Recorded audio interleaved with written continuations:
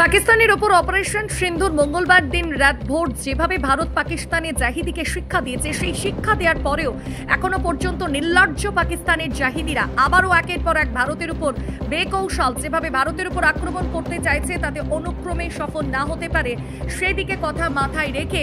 প্রশাসনের পক্ষ থেকে সব দিক থেকে নজরদারি চালাচ্ছে। তেমনি সুন্দরবনের পুলিশ, জেলার ও কোস্ট গার্ড পক্ষ থেকে মঙ্গলবার দিনের পর থেকেই ক্রমশ সমুদ্র উপকূলবর্তী এলাকায় ও সমুদ্র বিশেষ নজরদারি চালাচ্ছে, যাতে এই জলপথে কোনোভাবে জাহিদিরা ভারতের পরবর্তী এলাকায় প্রবেশ করতে না পারে। এমনকি এই কূলবর্তী এলাকার যে সমস্ত মানুষজন রয়েছে, সেই সমস্ত মানুষজনকে প্রশাসনের পক্ষ থেকে